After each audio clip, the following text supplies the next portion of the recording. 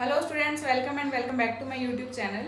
सो आज का मेरा वीडियो इस टॉपिक पे है कि अपने को एग्जाम के ड्यूरिंग टाइम मैनेजमेंट कैसे करना है। काफ़ी स्टूडेंट्स की क्वेरी थी कि क्या हमें क्वेश्चन के अकॉर्डिंग टाइम अलॉट करना है या फिर पार्ट्स के अकॉर्डिंग टाइम अलॉट करना है, या जो स्टार्टिंग के 15 मिनट्स मिलते हैं एग्जाम रीडिंग के लिए, तो उस 15 मिनट को कैसे यूटिलाइज करना है। सो हम वन बाय वन डिस्कस करेंगे कि आपको कैसे टाइम यूटिलाइज करना है, क्या क्या जो की पॉइंट्स है आपको उनका ध्यान रखना है। जो मेरे प्रीवियस 2 वीडियोस थे वो भी इस टॉपिक पे ही थे कि आपको कैसे एग्जाम में लिखना है और कितनी क्वेश्चन की लेंथ होनी चाहिए, या फिर आपको कैसे मैनेज करना है वो एग्जाम का जो टाइम होता है, या फिर 1 डे बिफोर एग्जाम आपको क्या कुछ स्टडी मटेरियल यूज़ करना है। तो आप पहले अगर आपने वो नहीं देखी अभी तक तो वो देखो, उससे आपको काफ़ी हद तक क्लैरिटी आएगी कि आपको कैसे अटेम्प्ट करना है एग्जाम, और कैसे ICSI आपके पेपर्स चेक करती हैं और क्या उनको वो क्वेश्चन में क्या एक्सपेक्ट करती हैं। So now will start today's video about the time management. So first one is कि जो स्टार्टिंग के 15 मिनट मिलते हैं अपने को पेपर रीड करने के लिए, उसको कैसे यूटिलाइज करना है। क्या हमें सिर्फ उन क्वेश्चंस को टिक करना है जो हमें आते हैं, या फिर जो ऑप्शन में क्वेश्चंस हैं उनमें से कुछ देखना है, तो वो मैं बताती हूँ आपको कैसे करना है। सबसे पहले तो देखो, कुछ क्वेश्चंस होते हैं जिसमें आपको ऑप्शन मिलते हैं। फॉर एग्जाम्पल 4th क्वेश्चन है तो आपको 4th का एक पार्ट दिया होगा, उसमें 4 सब पार्ट होंगे। देन सेकंड पार्ट दिया होगा, उसमें भी 4 सब पार्ट होंगे। तो उसमें से आपको दिया होगा कि या तो ये फर्स्ट वाला अटेम्प्ट करो या सेकंड वाला अटेम्प्ट करो। तो जस्ट स्टार्टिंग के 15 मिनट है, उसमें आपको क्या करना है, उस 4th के चारों पार्ट्स को रीड करना है। जो 4 पार्ट दिए हुए हैं, टोटल जो 8 क्वेश्चन है उनको रीड करना है, और आपको देखना है कि कौन से पार्ट में से मुझे मैक्सिमम क्वेश्चन आते हैं, या फिर जो जिन क्वेश्चंस पे आपको ज़्यादा क्लैरिटी है आप उनको अच्छे से प्रेजेंट कर सकते हो, या फिर कुछ बच्चों को केस स्टडी या फिर जो कमेंट बेस्ड क्वेश्चन होते हैं उनमें फियर होते हैं। तो आपको देखना है कि किस में ज़्यादा डायरेक्ट क्वेश्चन पूछे हुए हैं, कौन सा स्कोरिंग हो सकता है। फटाफट से आपको उसको टिक कर लेना है कि ताकि आप उस क्वेश्चन पे जब अटेम्प्ट करने आओ तो आपको ये नहीं सोचना पड़े कि मैं कौन सा अटेम्प्ट करूँ। 2 क्वेश्चन एटलीस्ट ऐसे आते हैं, फॉर एग्जाम्पल कि 6 पार्ट्स में पेपर होता है तो उसमें 2 क्वेश्चन ऐसे आते हैं जिसमें आपको ऑप्शन मिलते हैं। तो दोनों के आपको डिसाइड करके रखना है कि मुझे कौन सा पार्ट पहले उठाना है। तो पहले तो आप 15 मिनट में ये चीज़ करोगे। Then second one, for example starting के 5-7 मिनट में आपकी ये चीज़ हो गई, फिर भी आपके पास 5-7 मिनट बाकी हैं। तो उसमें आपको क्या करना है कि कुछ क्वेश्चन होते हैं, जैसे ये फर्स्ट क्वेश्चन आपको शो हो रहा है तो इसमें केस स्टडी आप देख रहे हो कितनी बड़ी है, ठीक है। तो इसमें आपको अच्छा खासा टाइम लगेगा, और जो इसके नेक्स्ट सब क्वेश्चंस हैं 4 वो सारे इस केस स्टडी पे बेस्ड है ना। तो आपको ये देखना है कि इसको मैं कैसे काम माइंड से सॉल्व करूँ। यही चीज़ अगर आप पेपर सॉल्व करते टाइम, फॉर एग्जाम्पल आपका 3 घंटे का टाइम स्टार्ट हो गया, तब आप इसको पढ़ने बैठोगे, 5-10 मिनट आप इसको पढ़ने में ही लगा दोगे, तब आपको प्रेशर आएगा कि अभी 10-15 मिनट हो गए एग्जाम स्टार्ट हुए को और मैंने अभी तक कुछ नहीं लिखा। तो आपको उस 15 मिनट के टाइम में क्या करना है, जो स्टार्टिंग का ये पैरा है इसको अच्छे से पढ़ना है, अंडरलाइन करना है। देन इसके 4 सब पार्ट्स पढ़ने हैं, या फिर आप स्टार्टिंग में ऐसा कर सकते हो, पहले चारों सब पार्ट पढ़ो, आपको पता लग जाएगा कि क्या चीज़ पूछी हुई है किस सब पार्ट में। देन आप उस पैरा को पढ़ोगे तो आपको क्लिक होगा कि ठीक है, फर्स्ट क्वेश्चन में ये पूछा हुआ है, सेकंड में ये पूछा हुआ है। तो काइंड ऑफ ये पैसेज मतलब इंटरलिंक करता है, ठीक है, जो सब क्वेश्चंस हैं। तो आपको इस पैरा को सॉल्व करना है। अभी देखो, आपको 15 मिनट में एक तो आपको ये क्लैरिटी आ गई कि मुझे कौन सा पार्ट पहले उठाना है, वो आपका टाइम वेस्ट नहीं होगा। सेकंड, आपको क्लैरिटी क्या आई कि जो ये स्टार्टिंग का 20 मार्क्स का पोर्शन था, ठीक है, 20 मार्क्स के में आपका रीडिंग वाला पार्ट खत्म हो गया, आपको डायरेक्ट टक टक करके क्वेश्चन लिखना है सिर्फ, ठीक है। तो ये भी आपका मतलब बहुत प्रेशर बहुत हद तक कम हो जाएगा, ऐसे आपको यूटिलाइज करना है। या फिर आपको ये जो फर्स्ट वन आपको ऐसा कि बहुत बड़ा जा रहा है, मैं लास्ट में इसको सॉल्व करूंगा। देन कुछ ये देखो ऐसे क्वेश्चंस भी हैं, तो ये बहुत ही डायरेक्ट से केस स्टडी है, सिर्फ एक फर्स्ट वो में आपको समझ आ जाएगा इसमें क्या करना है। तो उसको आप साइड में पेंसिल से राइट डाउन कर लो कि इसका ये आंसर है, या फिर कुछ कीवर्ड आप लिख लो ताकि आपको लिखते टाइम एट द टाइम याद आ जाए। सो ये तो है कि आपको 15 मिनट्स को कैसे यूटिलाइज करना है। अभी हम डिस्कस करते हैं कि जो 3 घंटे हैं उसको आपको कैसे यूटिलाइज करना है। फर्स्टली तो मैं आपको जो गवर्नेंस का एग्जाम था न्यू सिलेबस के अंदर, दिसंबर 2024 के अंदर जो गवर्नेंस का पेपर आया था, प्रोफेशनल के फर्स्ट ग्रुप का फर्स्ट पेपर रहता है।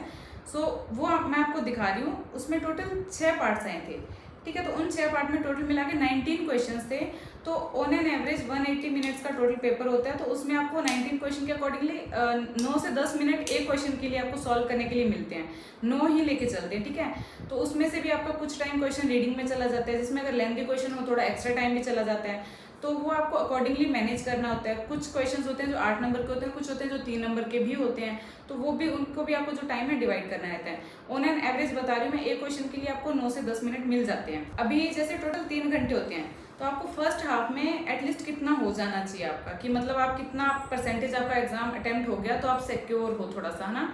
तो आपका एटलीस्ट 45 मार्क्स का तो ऑन एन एवरेज हो ही जाना चाहिए, क्योंकि स्टार्टिंग में एक तो आप वो क्वेश्चंस उठाते हो जो आपको बहुत अच्छी आपकी ग्रिप होती है, तो आप उनको अच्छे से लिखते हो ताकि एटलीस्ट इनमें तो पूरे मार्क्स आए, है ना। और फर्स्ट एक चीज़ ये भी होती है कि कुछ एक जो लास्ट के कंपैरिजन में स्टार्टिंग की स्पीड है जो थोड़ी सी स्लो होती है, ठीक है। तो ये सभी फैक्टर्स को मिला के आपको स्टार्टिंग का जो 1.5 घंटा है उसमें आपको 45 मिनिमम 45 नंबर का आपका पेपर अटेम्प्ट हो जाना चाहिए। देन जो लास्ट का आपका 1.5 घंटा बच रहा है उसमें आपका जो 55 मिनट्स का वो आराम से हो जाएगा, ठीक है। तो ये चीज़ आपको थोड़ा दिमाग में लेके चलनी है, जो भी आपको टाइम देख देख के आपको करना है। ये नहीं कि आप एक ही पार्ट पे अपना 1.5 घंटा दे रहे हो, देन लास्ट में आपका ये है कि 70-80 नंबर का पेपर बच रहा है और आपके पास 1.5 घंटा है। ऐसे इस मेंटेलिटी से नहीं चलना और 100% पेपर आपको अटेम्प्ट करना है। सो सबसे पहले मैं आपको कुछ की पॉइंट्स बताऊंगी जो आपको ड्यूरिंग द राइटिंग आपको याद रखने हैं, कि दिमाग में रखने हैं वो पॉइंट्स। देन मैं आपको दिखाऊंगी कि कैसे क्वेश्चन की कितनी लेंथ होनी चाहिए या फिर आपको कैसे क्वेश्चंस लिखने हैं। तो फर्स्टली हम फटाफट से कुछ की पॉइंट डिस्कस कर लेते हैं। सबसे पहले अंडरलाइन, जो भी आप क्वेश्चन लिख रहे हो, बहुत स्टूडेंट क्या करते हैं कि हम लास्ट में अंडरलाइन कर लेंगे। लास्ट में सिर्फ ये होता है कि आप लास्ट वाला आंसर लिख रहे होते हो और वो शीट कलेक्ट करने आ जाते हैं, तो आपको लास्ट पे तो बिल्कुल नहीं रखना। एक तो ये चीज़ होती है कि आप OMR शीट भरते हो तो उसमें आपको वो हाईलाइट करना होता है कि आपने कौन सा पार्ट अटेम्प्ट कर दिया, तो वो आप साथ के साथ जो पार्ट आपका कंप्लीट होता जाए वो तो साथ के साथ हाईलाइट करते जाओ। देन सेकंड वन की आपको अंडरलाइन साथ के साथ करना है, लास्ट के लिए कुछ नहीं रखना। जो भी आपका सेक्शन है, जो भी आपका केस स्टडी है या फिर जो भी थ्रेशोल्ड या कुछ भी इंपॉर्टेंट आ रहा है, हाथ अपने पेंसिल रखो पास में, फटाफट से उसको अंडरलाइन करते जाओ। First thing is this. Second one की स्पीड आपको मेंटेन करनी है फ्रॉम द फर्स्ट क्वेश्चन। ये नहीं कि स्टार्टिंग का अच्छे से कर देता हूँ, लास्ट में राइटिंग कुछ भी समझ नहीं आए, ये नहीं करना। चाहे स्टार्टिंग में आपकी राइटिंग थोड़ी अगर बहुत अच्छा सा नहीं लिखोगे तो भी चलेगा, बस थोड़ा समझ आना चाहिए, इस हिसाब से आपको लिखना है। फर्स्ट क्वेश्चन से अगर आप स्पीड मेंटेन करोगे तो ही ये प्रोफेशनल एग्जाम में आप 100% अटेम्प्ट कर सकते हो, क्योंकि एग्जाम बहुत लेंथी आते हैं, आप उनको ऐसा आराम से बैठ के नहीं लिख सकते। फर्स्ट क्वेश्चन से ही आपको स्पीड मेंटेन करनी है। एक ये चीज़ भी होती है कि कुछ स्टूडेंट क्या करते हैं कि क्वेश्चन ब्लैंक छोड़ देते हैं कि ये मैं लास्ट में कर लूँगा। तो पहले आप वही पार्ट उठा रहे हो ना जो आपको अच्छे से आता है। फॉर एग्जाम्पल कोई भी क्वेश्चन उठा रहे हो, उसके 4 सब पार्ट हैं, तो वो आपको आते हैं, आप इसीलिए उठा रहे हो, या फिर उनमें से कोई एक आधा अगर आपको नहीं भी आता तो उसको कोशिश ये करो कि उसको लास्ट के लिए तो बिल्कुल नहीं छोड़ो। उसके 2 पॉइंट आते तो एटलीस्ट 2 लिखो, एक आते तो एटलीस्ट 1 लिखो, क्योंकि जो भी क्वेश्चन अपन लास्ट के लिए छोड़ देते हैं, बेस ब्लैंक छोड़ देते हैं कि लास्ट में करूंगा, वो लास्ट कभी नहीं आता, वो लास्ट में अटेम्प्ट हो ही नहीं पाता। तो आप कोशिश ये करो कि आप स्टार्टिंग में ही उसको अटेम्प्ट कर दो, जो भी आता है एटलीस्ट वो डाल दो उसके अंदर, या फिर चॉइस अपनी इस अकॉर्डिंग रखो कि जो आपको आते हैं वो क्वेश्चन पहले उठाओ और जो किसी में 1 या 2 पार्ट नहीं आता वो आप लास्ट के लिए रखो। Next one is question numbering. बहुत स्टूडेंट क्या करते हैं, क्वेश्चन नंबरिंग आगे पीछे कर देते हैं, तो आपकी क्वेश्चन नंबरिंग ही चेक होती है आपका आंसर पढ़ते टाइम, ठीक है। तो वो चीज़ आपको ध्यान देनी है, क्वेश्चन नंबरिंग बिल्कुल गलत नहीं करके आनी। एक और भी चीज़ है कि कुछ स्टूडेंट्स क्या करते हैं कि क्वेश्चन जो आंसर लिखते हैं उसमें फैक्ट्स लिखते हैं, मतलब फैक्ट, ये फैक्ट्स है फॉलोइंग, है ना, तो उसको अंडरलाइन करते हैं, फॉलोइंग कंक्लूजन है। तो ये लिखने की ज़रूरत नहीं है, आप जो भी आंसर है उसको सीधा स्टार्ट करो, उसको पढ़ने से क्लैरिटी आ जाएगी कि ये फैक्ट्स है, ये कंक्लूजन है, आपको उसको मेंशन करने की ज़रूरत नहीं है, ठीक है। तो ये तो थे जो कुछ मेन पॉइंट्स थे। अब मैं आपको शो करूंगी कि क्वेश्चन की लेंथ आपको किस हिसाब से रखनी है। अभी हम डिस्कस करेंगे कि आपको क्वेश्चन की लेंथ कैसे रखनी है। अगर कोई 3 मार्क्स का है, 5 मार्क्स का है, 8 मार्क्स का है, तो उनकी लेंथ किस बेसिस पे रखनी है। कुछ स्टूडेंट क्या करते हैं कि जो अगर 5 मार्क्स का है तो उसके लिए इतना पेज भरना है, 8 मार्क्स का उसके लिए इतना पेज भरना है। तो ये चीज़ दिमाग से निकाल दो। मैं आपको एक प्रीवियस ईयर पेपर शो कर रही हूँ, गवर्नेंस का ही है, जो ओल्ड सिलेबस का है, तो उससे आपको क्लैरिटी आएगी कि लेंथ मैटर नहीं करती कि आपको 5 मार्क्स में इतना पेज भरना है, वो चीज़ मैटर नहीं करती, बल्कि जो कंटेंट है वो मैटर करते हैं।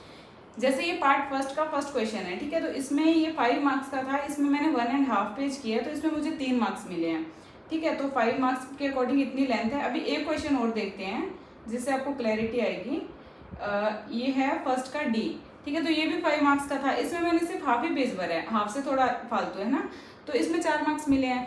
अभी 5 मार्क्स के क्वेश्चन में अभी एक क्वेश्चन आपको और दिखाती हूँ, उससे आपको पता लगेगा कि लेंथ तो बिल्कुल नहीं मैटर करती। अभी ये फोर्थ का ये भी 5 मार्क्स का था, इसमें देख रहे हो 1, 2 एंड 2.5 पेज मैंने किया है, तो उसमें मुझे 3 मार्क्स मिले हैं।